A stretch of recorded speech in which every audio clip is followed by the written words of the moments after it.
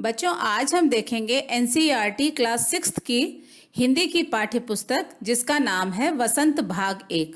इस पुस्तक का 11वां पाठ जिसका नाम है जो देख कर भी नहीं देखते, और इस पाठ को लिखा है हेलेन केलर ने। आज हम देखेंगे इस पाठ का भावार्थ। तो आइए शुरू करते हैं आज का ये वीडियो।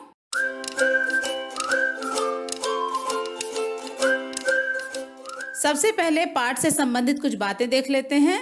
बच्चों, यह पाठ जो देख कर भी नहीं देखते के माध्यम से हम एक ऐसी महिला की कहानी पढ़ेंगे जिनका नाम हेलेन केलर है। इनका जन्म 1880 में अमेरिका में हुआ था। 1.5 वर्ष की आयु में ही एक गंभीर बीमारी के कारण इन्होंने अपनी देखने और सुनने की शक्ति खो दी थी, लेकिन फिर भी इन्होंने लिखना, पढ़ना और बोलना सीखा और जीवन को भरपूर आशा आकांक्षा के साथ जिया। इन्होंने अपनी आत्मकथा स्टोरी ऑफ लाइफ में लिखा है, मुझे यह तो याद नहीं कि ऐसा कैसे हुआ, लेकिन ऐसा लगता था कि रात कभी खत्म क्यों नहीं होती और सुबह क्यों नहीं आती। आइए देखते हैं इस पाठ के माध्यम से लेखिका ने हमें अपने जीवन के बारे में और क्या क्या बातें बताई हैं। तो बच्चों, जैसा कि आप देख रहे हैं, यह पाठ जो देख कर भी नहीं देखते इसे लिखा था हेलेन केलर ने, और इनका जन्म अमेरिका में 1880 में हुआ था। जब ये बहुत छोटी थी, करीब इनकी उम्र जो थी वो 1.5 वर्ष की थी, तभी इन्हें एक गंभीर बीमारी हो गई थी और जिसके कारण इन्होंने अपने आंखों की रोशनी और साथ में सुनने की शक्ति भी खो दी थी। लेकिन जैसे जैसे ये बड़ी हुई, इन्होंने कभी भी हिम्मत नहीं हारी और उसी स्थिति में इन्होंने लिखने, पढ़ने और बोलना सीखने की भरपूर कोशिश की, और ये सारी चीज़ें वो सीख भी गई और उन्होंने अपने जीवन को भरपूर जिया। तो आइए देखते हैं इस पाठ में वो और क्या बता रही हैं। हेलेन केलर कहती हैं कि कभी कभी ऐसे मित्र जो ईश्वर की कृपा से भली भांति देख सकते हैं, उनको परखने के लिए वे उनकी परीक्षा लेती हैं, क्योंकि वह यह जानना चाहती हैं कि उनके मित्र अपनी दृष्टि का कितना उपयोग करते हैं। कुछ ही दिनों पहले जंगल की सैर करने के बाद वापस लौटे उनकी एक मित्र से जब उन्होंने पूछा कि जंगल में उन्होंने क्या क्या देखा, तो उनका उत्तर था कि कुछ खास नहीं। तो बच्चों, यहाँ पर लेखिका हमसे बता रही हैं कि ईश्वर की बहुत बड़ी कृपा होती है जिनकी आंखें सही सलामत होती हैं और वो दुनिया को देख सकते हैं। कभी कभी हेलेन केलर अपने मित्रों को परखने के लिए, उन्हें टेस्ट करने के लिए उनसे जानना चाहती थी कि वे अपनी आंखों का किस तरह से उपयोग करते हैं। और इसी दौरान एक बार उन्होंने अपनी एक मित्र जो कि कुछ दिनों पहले ही जंगल की सैर करके आई थी, जब उन्होंने उनसे यह सवाल किया कि उन्होंने जंगल में क्या क्या देखा, तो उनके मित्र का जवाब था कि उन्होंने जंगल में कुछ खास नहीं देखा। जब उनके मित्र उन्हें इस तरह का जवाब देते थे तो इस बारे में वो क्या सोचती थी, आइए देखते हैं आगे।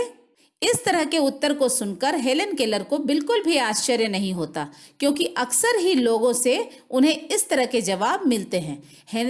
हेलेन केलर का मानना है कि जिन लोगों को ईश्वर ने स्वस्थ आंखें दी हैं, ऐसे लोग अक्सर कुछ भी नहीं देखते। वे मन ही मन सोचती हैं कि क्या यह संभव है कि कोई व्यक्ति घंटे भर जंगल में घूमता रहे और उसके बाद भी उसे कुछ खास नजर न आए। तो अपने दोस्तों के इस तरह के जवाब को सुनकर उन्हें बिल्कुल भी अचरज नहीं होता, क्योंकि अक्सर लोग इसी तरह के जवाब उन्हें दिया करते थे। लेकिन यहाँ पर लेखिका यह मानती हैं कि ईश्वर ने उन्हें इतनी सुंदर आंखें दी हैं जिससे वो इस रंग बिरंगी दुनिया को देख सकते हैं, लेकिन अफसोस इस बात का होता है कि आंखें होते हुए भी कुछ लोग कुछ भी नहीं देख पाते। वो मन ही मन यह भी सोचती हैं कि क्या यह संभव है कि यदि कोई व्यक्ति जंगल में घूमे, वहाँ की प्राकृतिक सुंदरता के बीच घंटे 2 घंटे रहे और उसके बाद भी उसे वहाँ पर कुछ भी खास या कुछ भी विशेष नजर न आए। तो आइए देखते हैं आगे क्या लिखा है इन्होंने। अपना अनुभव बताते हुए वह कहती हैं कि मैं कुछ भी देख नहीं पाती, फिर भी प्रकृति में विद्यमान सैकड़ों रोचक चीजों को छू कर ही पहचान सकती हूँ, जैसे भोजपत्र के पेड़ों की चिकनी छाल, चीड़ के पेड़ की खुरदुरी छाल, टहनियों में खिली कलियां, फूलों की मखमली पंखुड़ियां और उनकी घुमावदार बनावट को भी केवल स्पर्श से ही महसूस कर सकती हूँ। वह कहती हैं कि इनके स्पर्श से मुझे अत्यंत खुशी होती है। प्रकृति के बीच रहने पर मुझे प्रकृति के जादू का भी एहसास होता है। यहाँ पर लेखिका यह कह रही हैं कि चूंकि बचपन में ही उनकी आंखों की रोशनी चली गई थी और वो कुछ भी देख पाने में असमर्थ हैं, फिर भी प्रकृति में जो सुंदरता बिखरी पड़ी है उसे वह छू कर ही महसूस कर सकती हैं। जैसे किसी पेड़ की छाल चिकनी है या खुरदुरी है, फूलों की जो पंखुड़ियां हैं वो कितनी नरम हैं, उनकी बनावट किस तरह की है, ये सारी चीजें वो केवल स्पर्श से ही महसूस कर सकती हैं। वो यह भी कहती हैं कि इन सभी चीजों को छूना और उनका स्पर्श मुझे बहुत ही खुशी देता है। और जब भी लेखिका प्रकृति के बीच में रहती हैं तो उन्हें आंखें ना होते हुए भी प्रकृति के जादू का पूरा एहसास होता है। तो आइए देखते हैं आगे क्या है। वे अपने आप को तब खुशनसीब मानती हैं जब टहनी पर हाथ रखते ही किसी चिड़िया के मधुर स्वर उनके कानों में गूंजते हैं। झरने के बहते पानी को उंगलियों के बीच महसूस करना उन्हें आनंदित कर देता है। उनके लिए चीड़ की फैली पत्तियां या घास के मैदान किसी महंगे कालीन से अधिक प्रिय हैं। बदलते हुए मौसम का एहसास उनके जीवन में एक नया रंग और खुशियां भर देता है। तो यहाँ पर बच्चों लेखिका कह रही हैं कि वो अपने आप को बहुत खुशनसीब मानती हैं जब उनका हाथ किसी टहनी पर पड़ता है और उस पर बैठी चिड़िया अपने मधुर स्वर में कोई गीत गाती है और वो इस गीत को सुनने की शक्ति खो देने के बाद भी उस गीत को महसूस कर सकती हैं। झरने से बहते हुए पानी में भी जब वो अपनी उंगलियां डालती हैं और उस पानी की जो ठंडक है या उस पानी का जो बहाव है उसे वो महसूस करती हैं, तो ये जो पल है वो उनके लिए बहुत ही आनंदित कर देने वाला पल होता है। इसके बाद लेखिका कहती हैं कि चीड़ की बड़ी बड़ी पत्तियां और घास पर चलने का जो एहसास है वो उन्हें किसी महंगे कालीन पर चलने से भी ज्यादा प्रिय है। लेखिका कहती हैं कि जब भी मौसम बदलता है, इस बदलते हुए मौसम का एहसास उन्हें हो जाता है और ये बदलाव उनके जीवन में नया रंग और खुशियां भर देता है। तो आइए देखते हैं आगे लेखिका क्या कह रही हैं।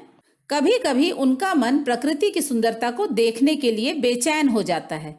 वे कहती हैं कि यदि प्रकृति में बिखरी सुंदरता को सिर्फ छूने से मुझे इतनी खुशी मिल रही है, तो उस सुंदरता को देखकर मेरा मन न जाने कितना प्रसन्न हो जाएगा। वे कहती हैं कि जिन्हें ईश्वर ने आंखें दी हैं, इन चीजों को वह क्यों नहीं देख पाते। प्रकृति में बिखरे यह रंग उनके अंतर मन को क्यों नहीं छू पाते। मनुष्य कभी उन चीजों की कदर नहीं करता है जो उसके पास हैं। वह केवल उन्हीं चीजों की उम्मीद लगाए रखता है जो उसके पास नहीं है।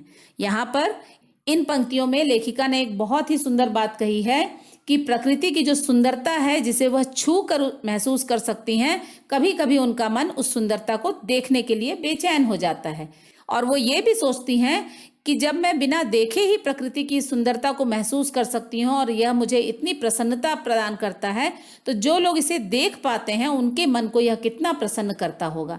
लेकिन वो ये भी सोचती हैं कि जिन लोगों को ईश्वर ने आंखें दी हैं वो प्रकृति की इस सुंदरता को क्यों नहीं देख पाते। प्रकृति में बिखरे हुए ये जो रंग है, ये जो सुंदरता है, वो उनके मन को क्यों नहीं छू पाती। फिर उन्हें इस बात का भी एहसास होता है कि मनुष्य की यह प्रवृत्ति है कि जो चीज उसके पास होती है उसकी कद्र वह कभी नहीं करता और जो चीज उसके पास नहीं होती है वह उसी के पीछे भागता रहता है। तो आइए देखते हैं आगे क्या लिखा है लेखिका ने। मनुष्य का इस तरह का व्यवहार बहुत ही दुखद है। ईश्वर द्वारा मनुष्य को प्राप्त दृष्टि का आशीर्वाद उसके जीवन को रंगों से भर देता है। हम सभी ईश्वर की इस नियामत से अपना जीवन खुशियों के इंद्रधनुषी रंगों से हरा भरा कर सकते हैं। हमें यह बात अवश्य ही समझनी चाहिए।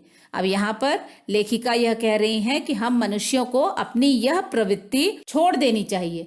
जो चीज हमारे पास नहीं है उसके पीछे जो भागने की प्रवृत्ति हमारी है वो सचमुच बहुत ही दुखद है, बहुत ही कष्ट प्रदान करने वाली है। मनुष्य को इस बात का एहसास होना चाहिए कि उसे जो दृष्टि मिली है संसार को देखने के लिए, जो उसे ईश्वर ने आंखें प्रदान की है, वो ईश्वर द्वारा दिया गया सबसे बड़ा उपहार है और इस उपहार के माध्यम से मनुष्य अपने जीवन में खुशियों के इंद्रधनुषी रंग भर सकता है और यह बात हमें हमेशा याद रखनी चाहिए। तो बच्चों, आशा है आप सबको हेलन केलर द्वारा लिखा यह पाठ जो देख कर भी नहीं देखते का भावार्थ अच्छे से समझ में आ गया होगा। एनसीईआरटी क्लास 6 के अन्य पाठों का भावार्थ भी हम आगे अवश्य पढ़ेंगे। तब तक के लिए धन्यवाद। Thank you.